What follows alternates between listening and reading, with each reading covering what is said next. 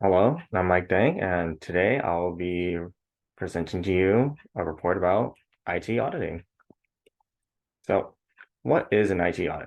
Well, an IT audit is an examination and the evaluation of an organization's information technology infrastructures, policies, and operations.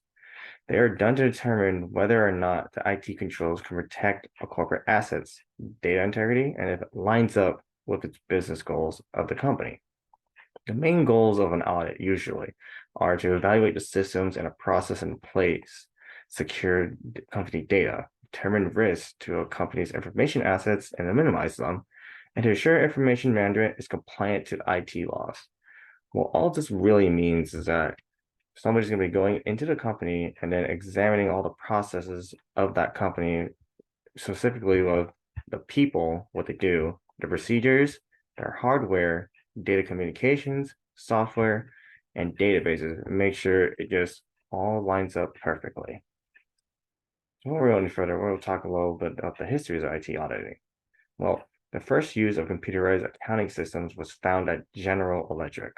Originally, it wasn't really called IT, it was just called electronic data process auditing because the amount of people that actually used computers back then was so small. And people that actually did anything with them, it was usually just punching numbers in. But due to the rise in technologies and accounting systems and the ease of use of computers and more users, IT controls were eventually needed. The first generalized audit software was eventually developed in the 1960s.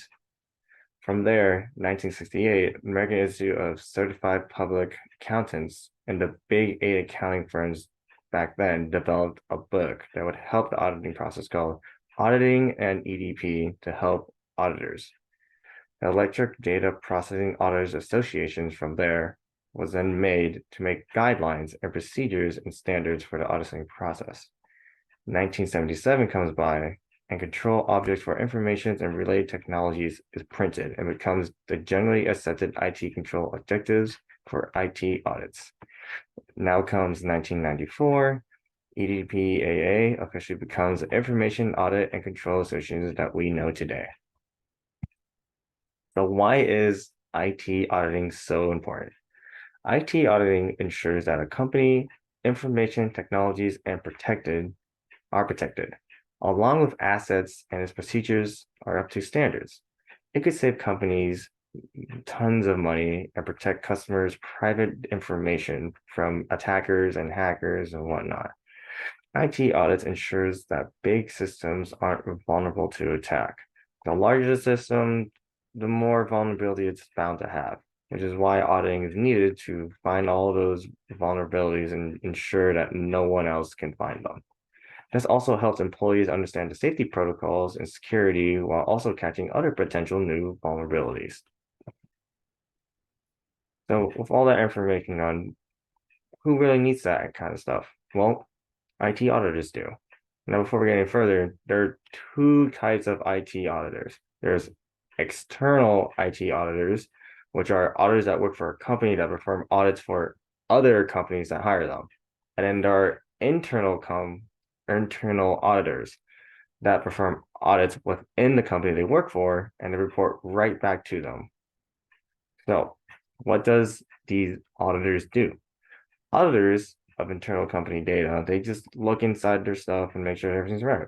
They also examine internal IT controls while developing strategies. The skill sets needed for being an auditor are usually business operations and processes, Office 365 security, VSX, and endpoint security, SAP, QAD, MFG Pro. Typical background of these people are usually bachelor's degrees in fields of business administration, engineering, or IT, with salaries starting around $54,000 with an average of $69,000 and making all the way up to $105,000. The future of IT auditing at the moment will be changing significantly with the rise of AI technology and automation. It makes the process just so much easier and saves a lot of time for them. Larger volumes of data will be available to process more efficiently and more accurately, while identifying more risk and opportunities more quickly. The AI will also help them find more irregularities and identify more frauds. Other things that are also improving auditing along the way in the future right now are cloud-based auditing, blockchain technology, and big data analysis. With all these new technologies, though, there's also problems that have been coming up in the future of IT auditing. Some of that includes the increase of complexity of data privacy and security laws and regulations. Hackers are getting smarter and more breaches are becoming more apparent. People are finding new ways to break into companies and steal a bunch of private data from all the customers, which makes things a lot more difficult for auditors to find and secure those vulnerabilities, basically. There's also been a large growing talent gap. Internal audit teams' way of conducting their jobs is being influenced by staff shortages, changing work attitudes and skill gaps that already existed. It's becoming more and more difficult to find workers who meet the skill set necessary for the job. Along with that, it's the evidence gathering or information needed to find. Manual repetitive tasks associated with evidence collection can be significantly slow down the audit process. These tasks typically involve collecting and verifying large amounts of financial data, such as invoices, bank statements, and other financial documents. This is simply just caused by the large scale of companies. Companies are just getting bigger and becoming more successful. So to find everything you need, it becomes a much larger process because of how long it takes for all the information you have to dig through. With that, we reach the exam question.